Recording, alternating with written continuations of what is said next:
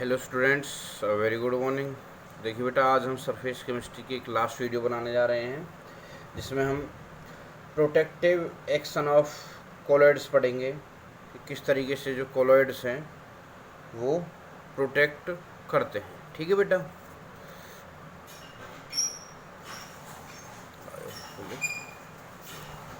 जो एक कोलॉइड है वो हैं लायोफिलिक कोलॉइड्स। ठीक है बेटा।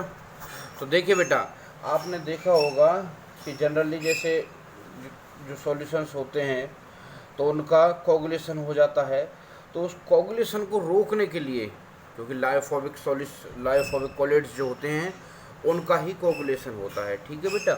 तो उनके कोगुलेशन को रोकने के लिए हम क्या यूज़ करते हैं? प्रिवेंशन यूज़ करते हैं। प्रिवेंशन मतलब कि ताकि उन पर रोकथाम लग सके, तो उस काम को करते हैं लायोफिलिक कोलॉइड्स। लायोफोबिक कोलॉइड्स के ऊपर एक परत बना लेते हैं, और जो हम इलेक्ट्रोलाइट मिलाते हैं, जो इलेक्ट्रोलाइट हम ऐड करते हैं प्रेसिपिटेट बनाने के लिए, वो उसको उनके संपर्क में नहीं आने देता है। उससे क्या हो जाता है? कोगुलेशन नहीं होता है। ठीक है बेटा। तो आप लिख सकते हो the process of coagulation can be stopped। किससे स्टॉप्ड हो सकती है? By the addition of lyophilic colloid. Lyophilic colloid जब हम इसमें मिला देंगे तो क्या हो जाएगा? स्टॉप हो जाएगा। क्यों?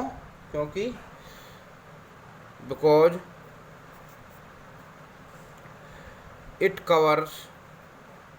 it covers the surface या फिर surface और the particles of lyophobic colloids. Lyophobic colloid के क्या कर लेता है? पार्टिकल्स को कवर कर लेता है। So the electrolyte addition will not result in coagulation। कोई भी रिजल्ट नहीं आता है, क्योंकि जब बेटा लायोफिलिक कोलॉइड्स का कोगुलेशन नहीं हो सकता, तो जो लायोफोबिक कोलॉइड्स के ऊपर जब उनकी परत जम जाती है, तो जब हम उसमें कोई भी इलेक्ट्रोलाइट ऐड करते हैं कोगुलेशन कराने के लिए, तो वो कोगुलेशन नहीं होने देता है। ठीक है बेटा, क्लियर है। नेक्स्ट देखते हैं गोल्ड नंबर। यही चीज़ गोल्ड नंबर कहलाती है, ये होता है जो मिनिमम अमाउंट किसी भी लायोफिलिक कोलॉइड का मिनिमम अमाउंट ऐड किया जाता है 10 ml रेड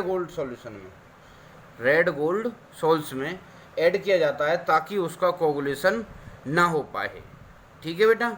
उसको हम बोलते हैं उसका गोल्ड नंबर। ठीक है बेटा, ध्यान से सुनो। It is the minimum amount. ये किसका मिनिमम अमाउंट है? Of that lyophilic colloid. जो लायोफिलिक कोलॉइड है ना, उसका मिनिमम अमाउंट है ये। Which must be added. जो किस में ऐड किया जाता है?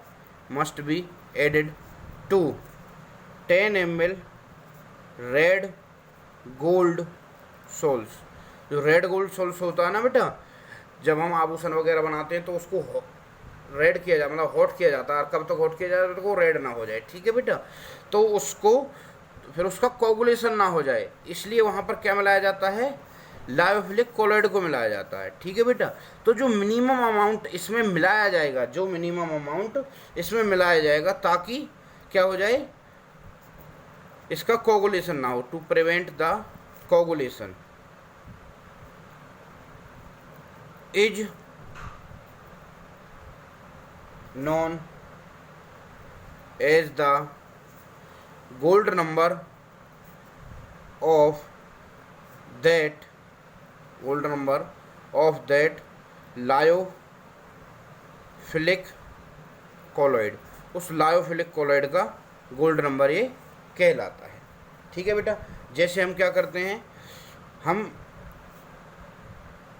1 ml फ्रॉम 10% NaCl सॉल्यूशन में से, 10% NaCl सॉल्यूशन में से, मतलब कोई सॉल्यूशन है जिसमें 10% NaCl की मात्रा है और उसमें से 1 ml मिलाते हैं 10 ml रेड गोल्ड सॉल्ट्स में। ठीक है बेटा, क्लियर है। तो जो ये 1 ml है ये इसका क्या हो गया, गोल्ड नंबर हो गया, NaCl का गोल्ड नंबर हो गया। ठीक है बेटा, क्लियर है जी। कुछ गोल्ड नंबर्स आपको दिए भी गए हैं, आप देखो जैसे आपको सोल्स दिए गए हैं उसके साथ साथ गोल्ड नंबर दिए गए हैं। देखो जैसे कि आपको ग्लेटिन दिया गया है, ग्लेटिन क्या होता है 0.05 से 0.01 होता है। ऐसे ही कैसिन 0.01 से 0.02 होता है।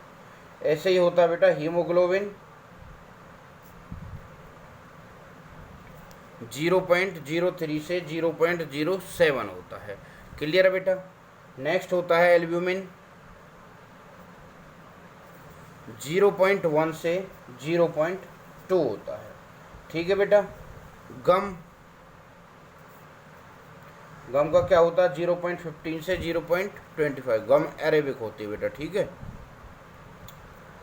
पोटैटो स्टार्च, जो आलू में से जो स्टार्च निकलता है बेटा, उसका होता है 20 से 25 का गोल्ड नंबर। क्लियर है बेटा। ठीक है जी, ठीक है बेटा। नेक्स्ट हम पढ़ते हैं इमल्सन। हाँ तो बेटा देखिए नेक्स्ट टॉपिक है हमारा इमल्सन।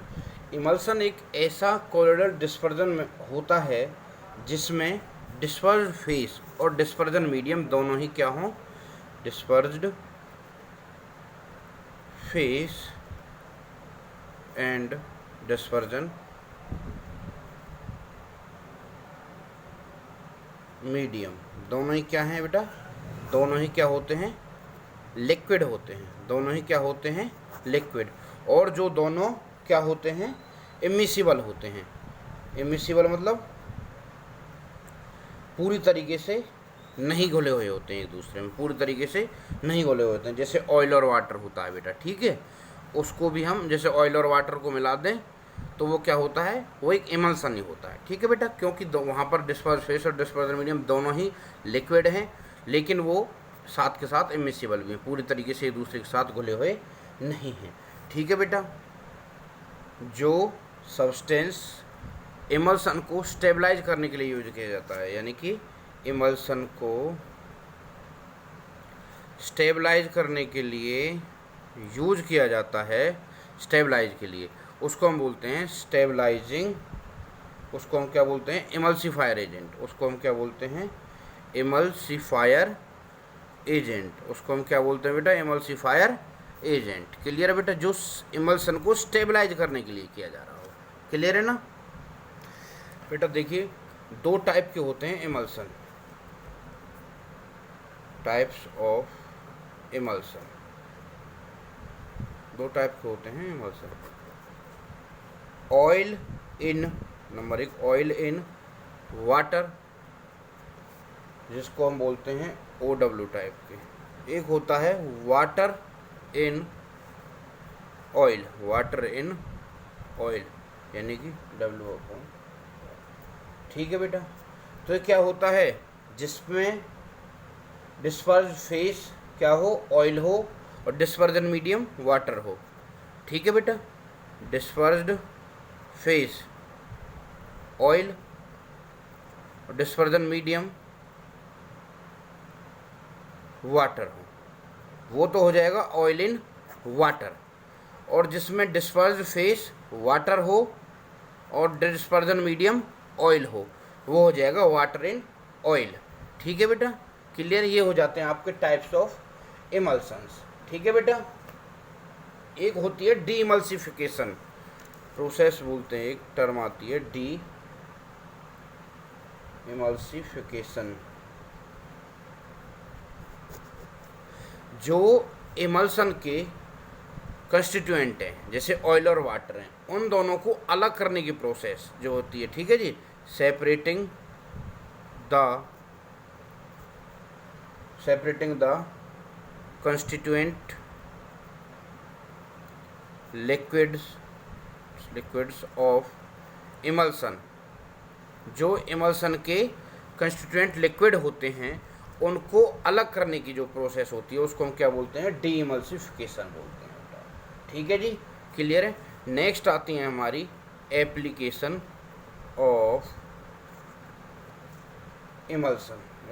ऑफ इमल्सन, यानी कि यूजेज क्या क्या हैं इसके। देखिए बेटा, सबसे पहले हम मिल्क को देखते हैं, ठीक है जी। मिल्क भी क्या है, एक ऑयल इन वाटर का इमल्सन है, इमल्सन टाइप है, ठीक है बेटा। ये हमारी डाइट के लिए बहुत ज़्यादा यूजफुल होता है, ठीक है जी।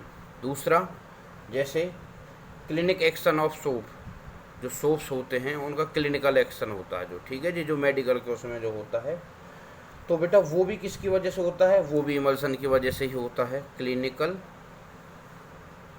एक्शन ऑफ सोप, ठीक है बेटा, क्लियर है। जैसे कि बहुत से डिसइंफेक्टेंट होते हैं, जैसे कि डिटॉल हो गया जो कीटाणुओं को मारते हैं, लाइजॉल हो गया, ये सब भी क्या होते हैं, ये सब ऑयल इन वाटर के क्या होते हैं, इमल्सन टाइप होते हैं, ठीक है बेटा। तो ये कुछ इनके यूजेज हो गए, क्लियर है बेटा। यहाँ पर आपकी यूनिट का पार्ट ख़त्म। एक बस छोटा सा टॉपिक मैं बताना जा रहा हूँ आपको, application of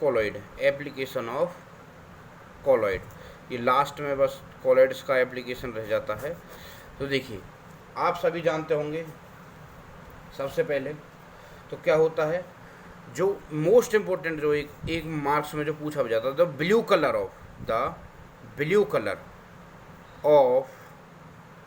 colour of sky is due to scattering of light by colloidal particles. इसको एक मार्क्स में पूछ भी लेते हैं बेटा, ठीक है। तो मैं बस इसलिए यही करा रहा था यहाँ पे, बाकी तो आपकी लिखी पड़ी हैं। तो ब्लू कलर क्यों होता है, बाकी तो आपके सब जैसे जानने वाली हैं। देखो बेटा, जैसे क्या होता है, ये स्वीज डिस्पोजल में यूज होता है। स्वीज मतलब जैसे आपके जो गटर वगैरह के होते हैं ना, तो वहाँ से निकालने के लिए होता है। It is also use in the purification of water को प्योर करने के लिए भी इसका यूज होता है। और एक और इसका जो मोस्ट इम्पोर्टेंट यूज होता है वो होता है आर्टिफिशियल रेन। क्या होता है, आर्टिफिशियल रेन। ये दोनों चीज़ें मोस्ट इम्पोर्टेंट हैं, स्कैटर मतलब ब्लू कलर ऑफ स्काई और artificial rain. Blue colour of sky किसकी वजह से होता है बेटा, ब्लू कलर ऑफ स्काई होता है कि जो लाइट होती है, तो हमारे जो सराउंडिंग में जो एनवायरनमेंट में कोलिडल पार्टिकल होते हैं वो उससे टकराती है और उसका पाथ विजिबल हो जाता है। तो उसकी वजह से हमारा क्या होता है, हमें हमारे आकाश का जो रंग है वो ब्लू दिखाई देने लगता है, ठीक है बेटा। आर्टिफिशियल रेन भी हो सकता है, जैसे इलेक्ट्रिकली और अपोजिटली चार्ज जो कोलिडल पार्टिकल होते हैं ना, उनकी अगर हम बारिश करा दें ऊपर डस्ट पार्टिकल्स पे, तो वो क्या हो जाते हैं, वो पिघल जाते हैं और पिघल करके न्यूट्रलाइज हो जाते हैं और कोगुलेट होकर के पानी की फॉर्म में आ जाते हैं, ठीक है बेटा। ये दो इसकी मेन इंपॉर्टेंट एप्लीकेशंस थी। यहाँ पर बेटा आपकी यूनिट ख़त्म होती है, ठीक है। नेक्स्ट वीडियो में हम कोई नेक्स्ट यूनिट के साथ मिलेंगे। Till then keep revising, okay.